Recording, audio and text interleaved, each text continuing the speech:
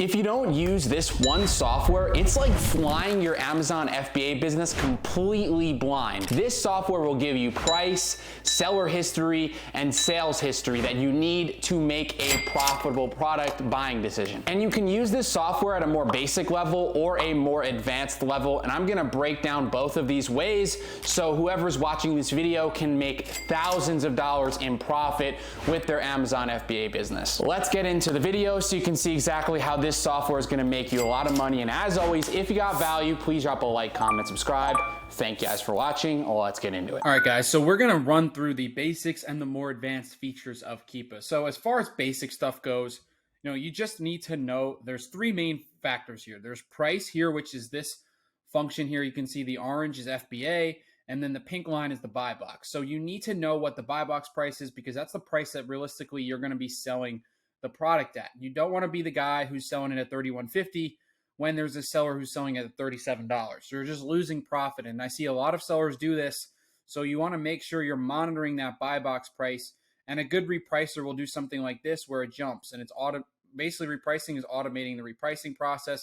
So this looks like someone captured a sale at $42 opposed to $31. So you don't have to be the lowest price to get the buy box. As you can see right here, if you want that featured offer, you just have to be competitive. You have to be in stock. You have to have close delivery date. So, it doesn't really mean you have to be the lowest price. So this is the price chart right here. And you can see that the seller count definitely correlates to the price going down. Simple supply demand. More supply means the price will go down. So you can see you don't want to be caught going on a listing here when that offer count's going up. But if the offer count's going down, really good time to get in. You can see that price is starting to go up. It went all the way up to $40. Looks like sellers started to see that it was high price again. So you want to be on the way down before all these sellers come back in. And then you can have a solid month or two to sell through all of this inventory before that price went back down. But obviously you want consistency. You'd be looking for profit here as well. It just would be more profit if you time it right. So that's the offer count. This blue line is all the sellers. So at one point here, there's 37 sellers. On the way down, there's 14 here. Price is starting to go up. You can see a correlation here, and it's pretty simple. If you know stock charts, it's kind of similar to like reading a stock chart. But as the seller count goes down, and then the final one is the green line is the sales rank. This means there's a 63K sales rank. And if you want to know the exact number for sales rank, Seller Amp will tell you here. 154 units per month as an estimate. I also like to look at what Amazon says. So this is what Amazon is telling you. 200 times was bought in the last month. This means somewhere from 200 to about high twos, maybe even actually probably just below 300 to be honest with you. So it's probably somewhere from 200 to 300. If it was sold more than 300, it's going to say 300 plus bought in the last month. So that's how you kind of know. You can verify it to see if Amazon tells you an actual estimate. And this is Amazon's data, so it's super, super accurate. And then Seller Amp sometimes is hit or miss on terms of sales rank, but it's usually in that range of pretty close. So it's probably selling about $220 a month. And and that is the sales rank. You want to look for a nice fluctuating green line where it's pretty consistent. You can see it's going up and down, up and down, up and down. You don't want something that has a sharp spike all over the place where it's up, then there's no down, and it takes a while to go back down. You want a consistent Keepa chart like this, where that sales rank is continually fluctuating. It's not going up and then all the way down, and it doesn't look like a I don't even know how to describe that, but because essentially every time that line drops closer to zero, it's kind of indicating somewhat of a sell, the product is selling. If it's spiking up towards the top, then it probably means that this product wasn't really selling that well. So if it keeps going up to the top, and you can flip your Keepa graph, but I have it flipped this way. So if it goes up, it means it's not really selling. If it goes down, it's selling. So if it keeps squiggling and going down, this definitely means it's selling. You can see right here, it was selling a lot better during February when that sales ring went down, probably because right before Valentine's Day. So you'll see some seasonality to it as well. And in December, you'll probably see a decent drop as well. But pretty similar to how stock charts work, and it's pretty easy to understand once you finally get the click in here. And you can see it did kind of drop here in May as well. And one thing I want to point out is you always kind of want to look out at the year to see how the chart performed over a year too many people look at 3 months or 1 month, and then when they zoom out for the year, they might see Amazon was on the listing or the price was really low compared to where it is now. So that's something you want to do. It's a good practice to zoom out to the year and see what's going on and make sure it's a stable. It's actually a pretty stable Keepa chart. This is a really good one, to be honest with you. Very stable. But I wanted to show you kind of fluctuates in price based on how many sellers are there. And if we're diving into more advanced features in Keepa, you definitely want to have the data tab. So before we get into that, though, you can actually track the price of this product. So let's say, it's not profitable. It tanked. Now it's at $29. And you wanted to monitor this price going to, let's say, 33. Let's say 32 or 33 was your profitable zone. You can do buy box 32 or more and then have start tracking. So it will tell you, like, you'll get a email or desktop alert saying that the product buy box has gone to 32 or more. So that'll kind of give you an idea. All right, the price might be going up. So it'll give you an indicator to look and check back at this product to see if it's profitable. So that's one of a really amazing feature.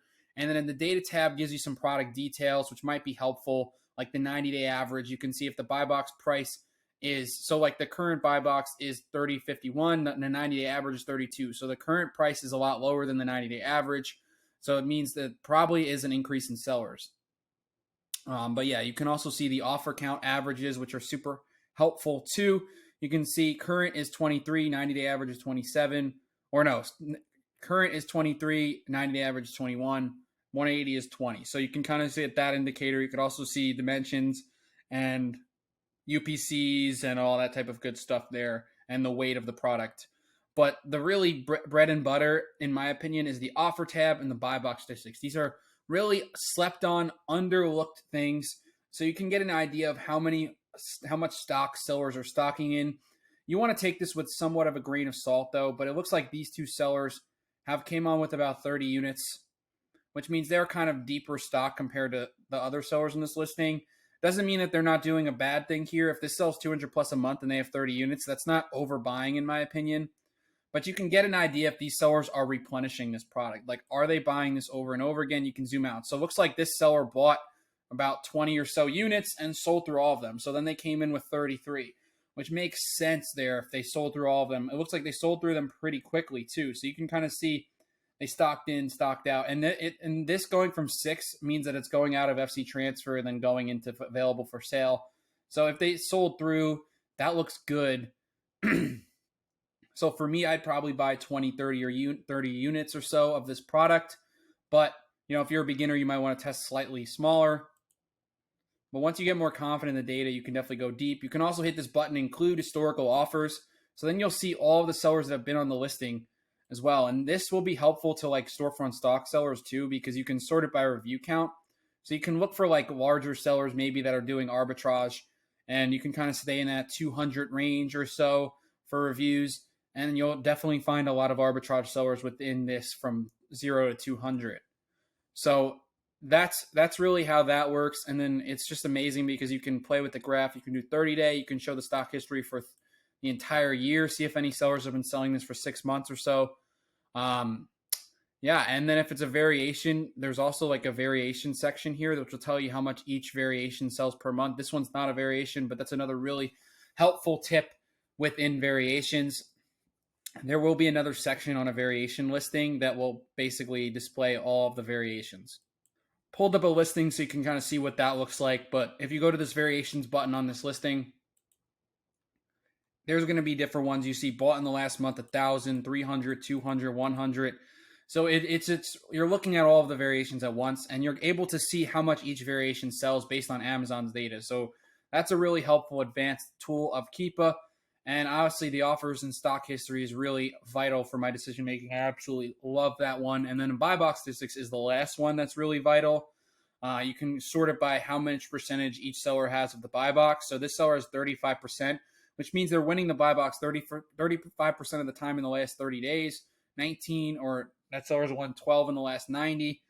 So chances are this seller probably has a lot of stock, and that's why they're winning the buy box. But this is still pretty spread out. I think if you come on this listing, you have a very good chance of winning the buy box as long as you're priced in this average price range, which is another thing. It will tell you average price.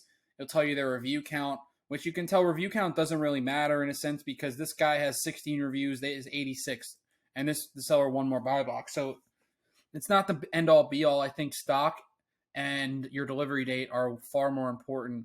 And then like if you're doing FBA versus FBM as well. And you can also check in the buy box statistics, are the sellers FBA? So this is a very dominant FBA listing with a check mark. So most of these sellers are FBA. So that means you probably want to sell FBA on this listing. It would be very hard to compete if you're just doing FBM. But yeah, really great stuff in this data tab. It's one of my favorite things. The tracking product is definitely a bonus.